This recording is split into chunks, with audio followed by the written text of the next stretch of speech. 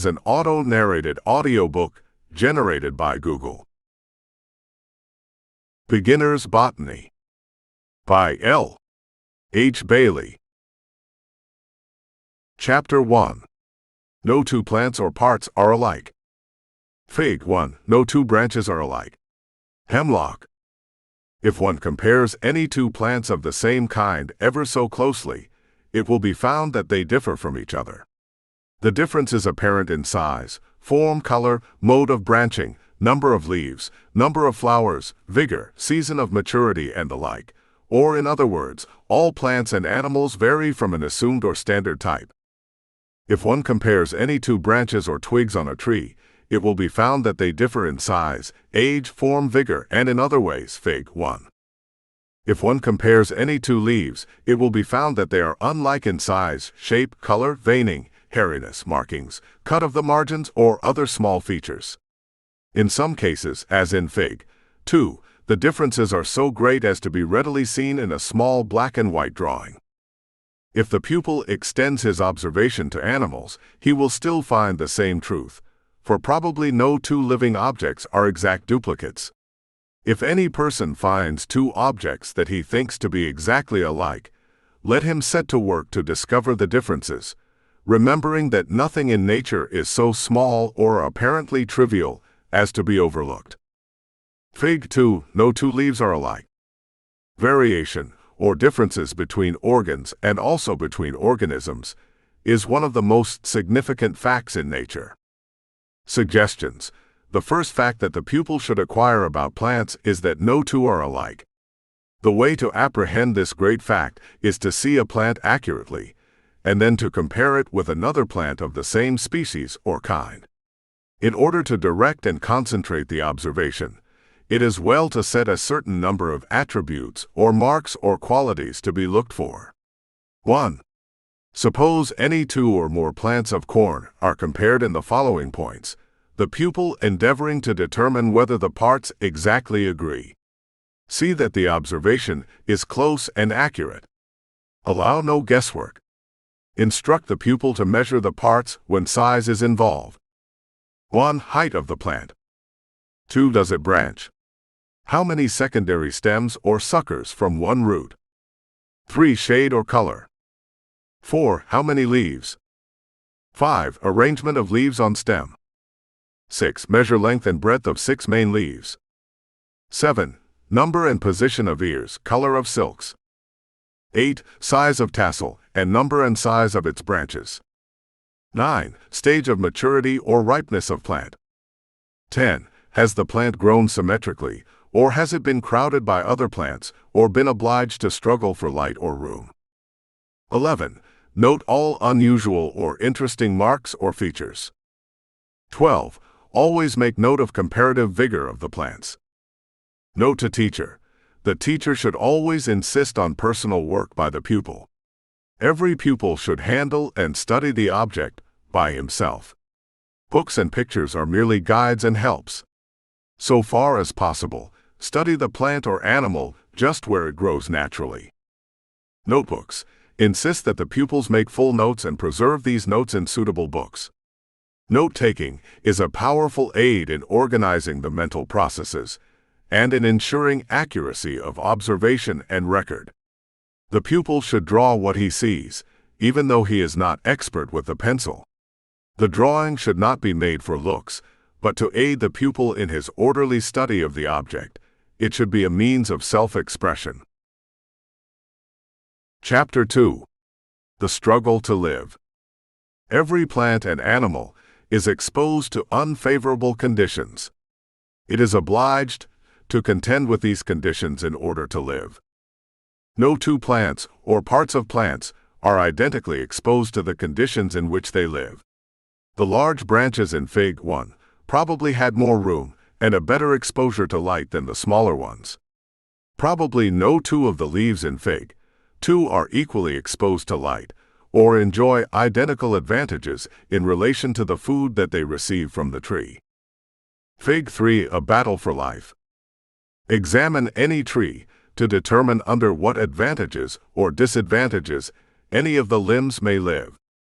Examine similarly the different plants in a garden row, Fig. 3, or the different bushes in a thicket, or the different trees in a wood. The plant meets its conditions by succumbing to them, that is, by dying, or by adapting itself to them. The tree meets the cold by ceasing its active growth, hardening its tissues, dropping its leaves.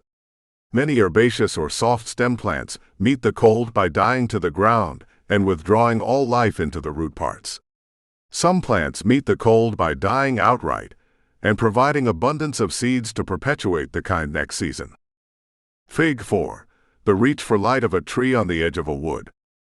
Plants adapt themselves to light by growing toward it, Fig. 4, or by hanging their leaves in such position that they catch the light, or in less sunny places by expanding their leaf surface, or by greatly lengthening their stems so as to overtop their fellows, as do trees and vines. The adaptations of plants will afford a fertile field of study as we proceed. Struggle for existence and adaptation to conditions are among the most significant facts in nature. The sum of all the conditions in which a plant or an animal is placed is called its environment, that is, its surroundings. The environment comprises the conditions of climate, soil, moisture, exposure to light, relation to food supply, contention with other plants or animals. The organism adapts itself to its environment, or else it weakens or dies. Every weak branch or plant has undergone some hardship that it was not wholly able to withstand. Suggestions. The pupil should study any plant or branch of a plant with reference to the position or condition under which it grows, and compare one plant or branch with another. With animals, it is common knowledge that every animal is alert to avoid or to escape danger, or to protect itself. 2. It is well to begin with a branch of a tree, as in Fig. 1. Note that no two parts are alike, chap. I. Note that some are large and strong, and that these stand farthest toward light and room. Some are very small and weak, barely able to live under the competition. Some have died. The pupil can easily determine which of the dead branches perished first. He should take note of the position or place of the branch on the tree, and determine whether the greater part of the dead twigs are toward the center of the tree top or toward the outside of it. Determine whether accident has overtaken any of the parts. 3. Let the pupil examine the top of any thick old apple tree to see whether there is any struggle for existence and whether any limbs have perished. 4. If the pupil has access to a forest, let him determine why there are no branches on the trunks of the old trees. Examine a tree of the same kind, growing in an open field. 5. A row of lettuce or other plants sown thick will soon show the competition between plants. Any fence row or weedy place will also show it. Why does the farmer destroy the weeds among the corn or potatoes? How does the florist reduce competition to its lowest terms?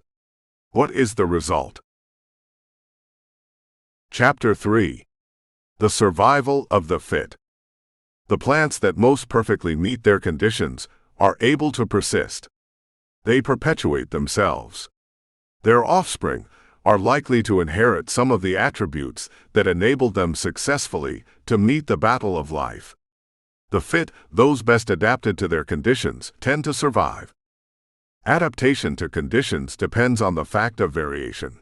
That is, if plants were perfectly rigid or invariable, all exactly alike, they could not meet new conditions. Conditions are necessarily new for every organism. It is impossible to picture a perfectly inflexible and stable succession of plants or animals. Breeding. Man is able to modify plants and animals. All our common domestic animals are very unlike their original ancestors. So all our common and long cultivated plants have varied from their ancestors. Even in some plants that have been in cultivation less than a century, the change is marked. Compare the common blackcap raspberry with its common wild ancestor, or the cultivated blackberry with the wild form. Fig. 5. Desirable and undesirable types of cotton plants. Why? By choosing seeds from a plant that pleases him, the breeder may be able, under given conditions, to produce numbers of plants with more or less of the desired qualities. From the best of these he may again choose, and so on until the race becomes greatly improved. Figs 5, 6, 7. This process of continuously choosing the most suitable plants is known as selection. A somewhat similar process proceeds in wild nature, and it is then known as natural selection. Fig 6. Flax breeding. A is a plant grown for seed production, B for fiber production. Why? Fig 7. Breeding. A. Effect from breeding from smallest grains, after 4 years, average head. B. Result from breeding from the plumpest and heaviest grains, after 4 years, average head. Suggestion 6. Every pupil should undertake at least one simple experiment in selection of seed. He may select kernels from the best plant of corn in the field, and also from the poorest plant, having reference not so much to mere incidental size and vigor of the plants that may be due to accidental conditions in the field, as to the apparently constitutional strength and size, number of ears, size of ears, perfectness of ears and kernels, habit of the plant as to suckering and the like. The seeds may be saved and sown the next year. Every crop can no doubt be very greatly improved by a careful process of selection, extending over a series of years. Crops are increased in yield or efficiency in 3 ways: better general care, enriching the land in which they grow, attention to breeding. Chapter 4. Plant Societies. In the long course of time, in which plants have been accommodating themselves to the varying conditions in which they are obliged to grow, they have become adapted to every different environment. Certain plants, therefore, may live together or near each other, all enjoying the same general conditions and surroundings. These aggregations of plants that are adapted to similar general conditions are known as plant societies. Moisture and temperature are the leading factors in determining plant societies. The great geographical societies or aggregations of the plant world may conveniently be associated chiefly with the moisture supply, as wet region societies, comprising aquatic and bog vegetation. Fig. 8. Arid region societies, comprising desert and most sand region vegetation. Mid-region societies, comprising the mixed vegetation in intermediate regions. Fig. 9. This being the commonest type. Much of the characteristic scenery of any place is due to its plant societies. Arid region plants usually have small and hard leaves, apparently preventing too rapid loss of water. Usually, also, they are characterized by stiff growth, hairy covering, spines, or a much contracted plant body, and often by large underground parts for the storage of water. Plant societies may also be distinguished with reference to latitude and temperature. There are tropical societies, temperate region societies, boreal or cold region societies. With reference to altitude, societies might be classified as lowland, which are chiefly wet region, intermediate, chiefly mid-region, subalpine or mid-mountain, which are chiefly boreal, alpine or high mountain. The above classifications have reference chiefly to great geographical floras or societies. But there are societies within societies. There are small societies coming within the experience of every person who has ever seen plants growing in natural conditions. There are roadside, fence row, lawn, thicket, pasture, dune, woods, cliff, barnyard societies. Every different place has its characteristic vegetation. Note the smaller societies in Figs 8 and 9. In the former is a water lily society and a cattail society. In the latter, there are grass and bush and wood societies. Fig 8, a wet region society. Some details of plant societies. Societies may be composed of scattered and intermingled plants, or of dense clumps or groups of plants. Dense clumps or groups are usually made up of one kind of plant, and they are then called colonies. Colonies of most plants are transient. After a short time, other plants gain a foothold amongst them, and an intermingled society is the outcome. Marked exceptions to this are grass colonies and forest colonies, in which one kind of plant may hold its own for years and centuries. Fig. 9. A mid-region society. In a large, newly cleared area, plants usually first establish themselves in dense colonies. Note the great patches of nettles, jewelweeds, smartweeds, clotburrs, fireweeds in recently cleared but neglected swales, also the fireweeds in recently burned areas, the rank weeds in the neglected garden, and the ragweeds and mayweeds along the recently worked highway. The competition amongst themselves and with their neighbors finally breaks up the colonies, and a mixed and intermingled flora is generally the result. In many parts of the world, the general tendency of neglected areas is to run into forest. All plants rush for the cleared area.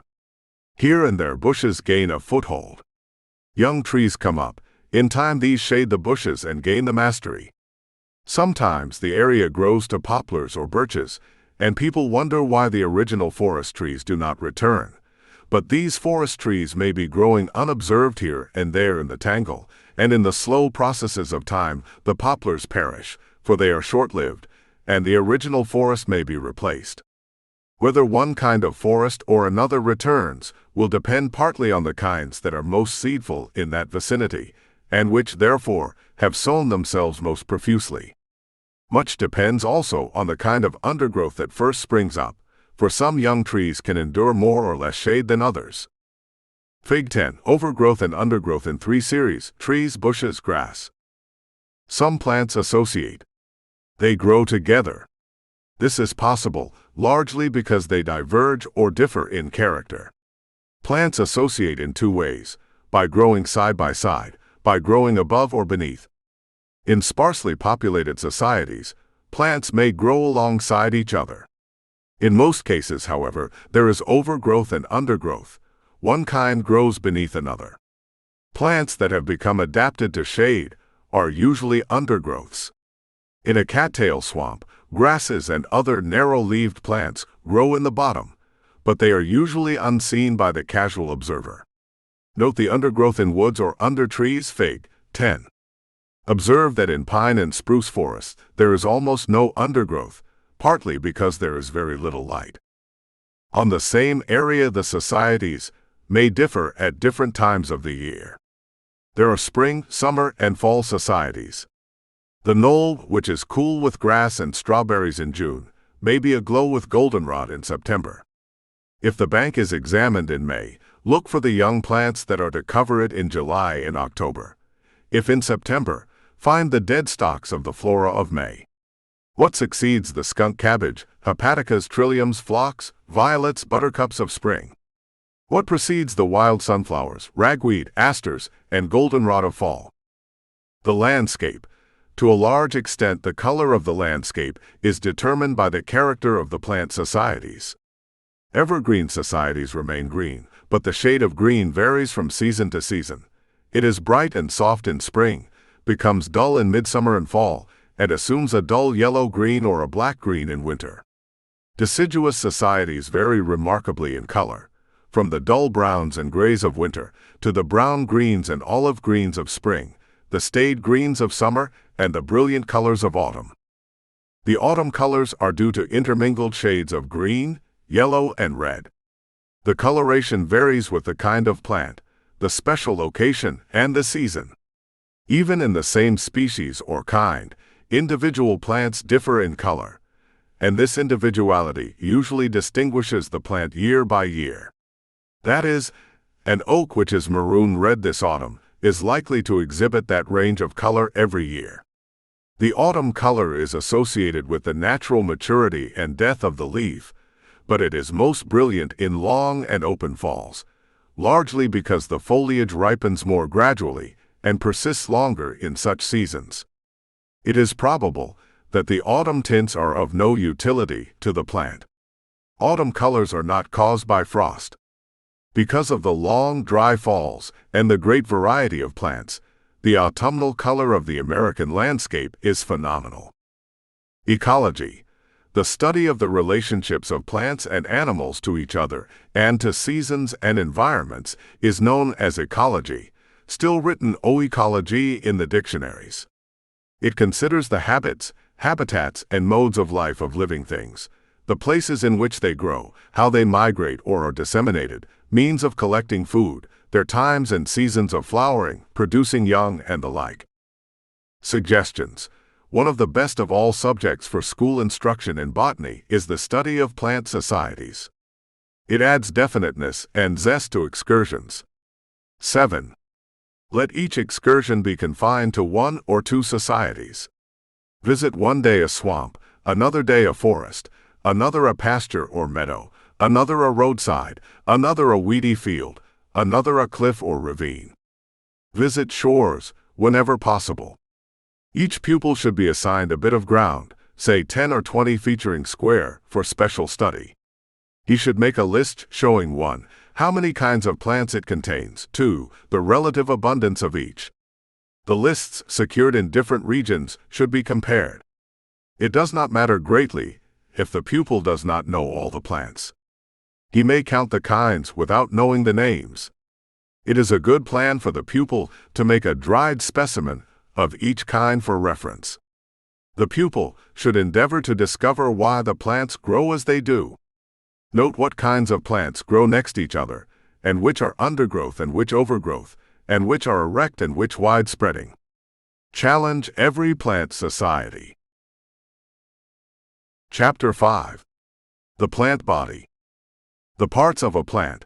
Our familiar plants are made up of several distinct parts. The most prominent of these parts are root, stem, leaf, flower, fruit, and seed. Familiar plants differ wonderfully in size and shape, from fragile mushrooms, delicate waterweeds and pond scums, to floating leaves, soft grasses, coarse weeds, tall bushes, slender climbers, gigantic trees, and hanging moss. The stem part. In most plants there is a main central part or shaft on which the other or secondary parts are borne. This main part is the plant axis. Above ground, in most plants, the main plant axis bears the branches, leaves, and flowers. Below ground it bears the roots. The rigid part of the plant, which persists over winter, and which is left after leaves and flowers are fallen, is the framework of the plant. The framework is composed of both root and stem. When the plant is dead, the framework remains for a time, but it slowly decays. The dry winter stems of weeds are the framework or skeleton of the plant. Figs. 11 and 12. The framework of trees is the most conspicuous part of the plant. The root part. The root bears the stem at its apex, but otherwise it normally bears only root branches. The stem, however, bears leaves, flowers, and fruits. Those living surfaces of the plant which are most exposed to light are green or highly colored. The root tends to grow downward, but the stem tends to grow upward toward light and air. The plant is anchored or fixed in the soil by the roots. Plants have been called earth parasites. The foliage part. The leaves precede the flowers in point of time or life of the plant. The flowers always precede the fruits and seeds. Many plants die when the seeds have matured. The whole mass of leaves of any plant or any branch is known as its foliage. In some cases, as in crocuses, the flowers seem to precede the leaves, but the leaves that made the food for these flowers grew the preceding year. The plant generation. The course of a plant's life, with all the events through which the plant naturally passes, is known as the plant's life history. The life history embraces various stages, or epochs, as dormant seed, germination, growth, flowering, fruiting. Some plants run their course in a few weeks or months, and some live for centuries. The entire life period of a plant is called a generation. It is the whole period from birth to normal death, without reference to the various stages or events through which it passes. A generation begins with the young seed, not with germination. It ends with death, that is, when no life is left in any part of the plant, and only the seed or spore remains to perpetuate the kind. In a bulbous plant, as a lily or an onion, the generation does not end until the bulb dies, even though the top is dead. When the generation is of only one season's duration, the plant is said to be annual. When it is of 2 seasons, it is biennial. Biennials usually bloom the second year. When of 3 or more seasons, the plant is perennial. Examples of annuals are pigweed, bean, pea, garden sunflower. Of biennials, evening primrose, mullein, teasel. Of perennials, dock, most meadow grasses, cattail, and all shrubs and trees. Duration of the plant body. Plant structures which are more or less soft, and which die at the close of the season, are said to be herbaceous, in contradistinction to being ligneous or woody. A plant which is herbaceous to the ground is called an herb, but an herb may have a woody or perennial root, in which case it is called an herbaceous perennial. Annual plants are classed as herbs. Examples of herbaceous perennials are buttercups, bleeding heart, violet water lily, Bermuda grass, horseradish, dock, dandelion, goldenrod, asparagus, rhubarb, many wild sunflowers, figs. 11-12. Many herbaceous perennials have short generations. They become weak with 1 or 2 seasons of flowering, and gradually die out. Thus, red clover usually begins to fail after the 2nd year. Gardeners know that the best bloom of hollyhock, larkspur, pink, and many other plants is secured when the plants are only 2 or 3 years old. Herbaceous perennials which die away each season to bulbs or tubers are sometimes called pseudannuals, that is, false annuals. Of such are lily, crocus, onion, potato, and bull nettle. True annuals reach old age the 1st year.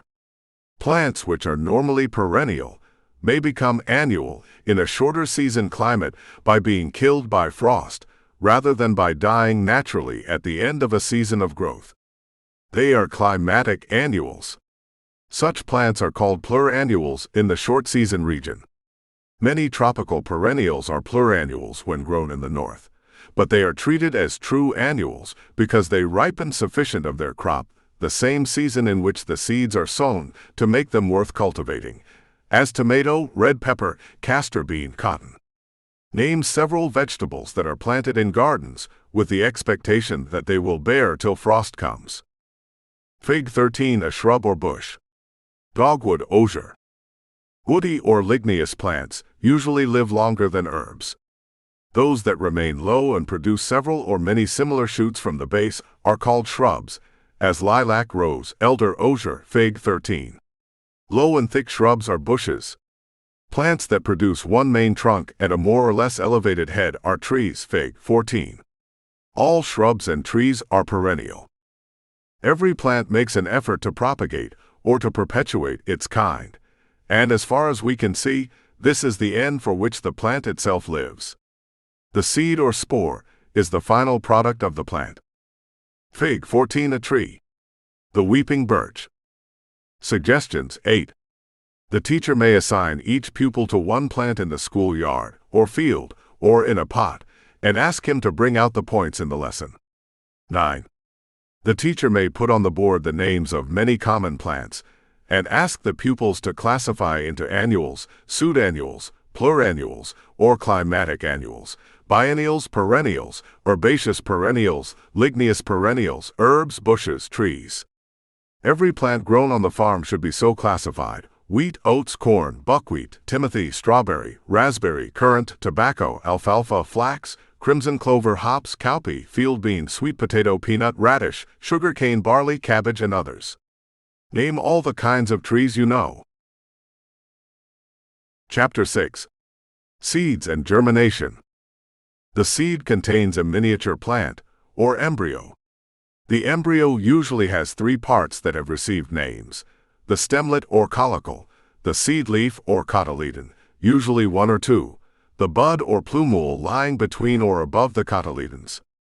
These parts are well seen in the common bean. Fig. 15, particularly when the seed has been soaked for a few hours. One of the large cotyledons, comprising half of the bean, is shown at R, the caulicle is at O. The plumule is shown at A. The cotyledons are attached to the caulicle at F. This point may be taken as the first node or joint. Fig. 15. Parts of the bean. R cotyledon, O caulicle, A plumule, F first node. The number of seed leaves. All plants having 2 seed leaves belong to the group called dicotyledons. Such seeds in many cases split readily in halves, e.g. a bean. Some plants have only 1 seed leaf in a seed. They form a group of plants called monocotyledons. Indian corn is an example of a plant. To keep listening to this audiobook, I've left you a link in the description so you can do it. at no cost thanks to Audible's 30-day free trial.